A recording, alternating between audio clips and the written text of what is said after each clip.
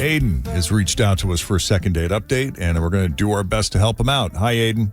Hey, how's it going, guys? Thank you for having me on. Happy to help. So how'd you meet Jennifer? So our kids play on the same soccer team. They're 7 and 8. So I've always said hi to her, and we've had, conversations here and there. But one night at practice, I just asked her if she would like to get dinner with me, because I just felt like there was a connection, and she looked a little surprised, but smiled and said that she would love that, and seemed like we were both, ready to go out on a date. So we went to Taziki's and had a great time. It was a great date. We had a natural chemistry. It seemed that she was into it. We already knew we had a lot in common with our kids and our interest in sports, and we live relatively close to each other. So everything was going great. Conversation, all of it. After dinner, I did go back to her place for a drink, and we didn't sleep together, but there was some activity. We obviously were into each other, but nothing happened that would make me think I wouldn't see her again. So, in fact, I did see her a couple of days later at one of the kids' birthday parties that we were both at, and we hung out there for a bit. Everything seemed to be fine, no weird vibes. Then I called her the next day, and no answer, no response to my text either. So, soccer season was kind of coming to an end, so I'm not really running into her anywhere now, and I don't know what's up. So when you do see her, she's cordial, but... Well, so that was the first time I saw her after our date, and she was cordial. We were both just kind of at this party, so we weren't chatting too much. We were kind of focused on everything else that was going on. Right, time and place. There's a lot going on. Yeah. There was no weird vibe or anything, but then I called her after, and I texted her, and nothing. So I feel like something is up. Okay. All right. We'll take a break. When we come back, we'll call her up and try to get a sense of what's up as Second Date Update continues.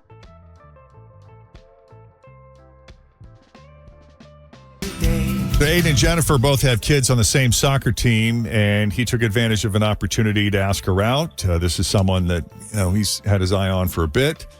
Dinner they had at Taziki's kind of provided him with that opportunity to sort of measure their chemistry, which felt pretty natural. Turns out they have a lot in common. They live pretty close to each other, have similar interests in sports.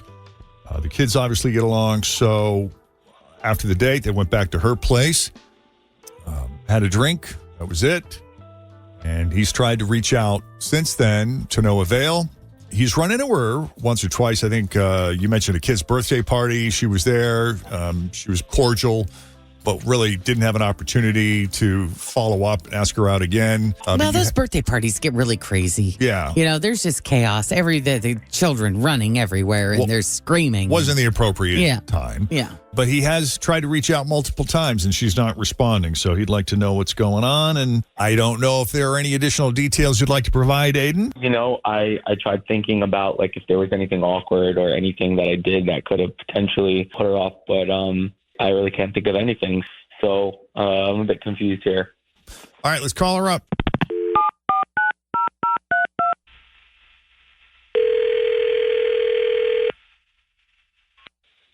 Hello? Hi, Jennifer. Yes, this is she. It's Jeff and Jenn at Q102. How are you? Oh, I'm okay. How are you guys? We're good. Good. Just wanted to brighten your day with a hello and a how are you? Oh, wow. Okay. I'm all right. How are you guys? Good. Yeah, Good. life is good. Mm-hmm. No complaints. Amazing. Yeah. Awesome. Glad to hear. So I'm a little shocked. Sorry. That's all right. we have a mutual friend, We do. Awesome. Who? Aiden. Oh, okay. So he said he's hung out with you once or twice, and I guess you guys had dinner recently. Said he really enjoyed talking to you and seems to enjoy your company, and we wanted to follow up and see what your thoughts were. Wow. Okay. Second date update. Okay.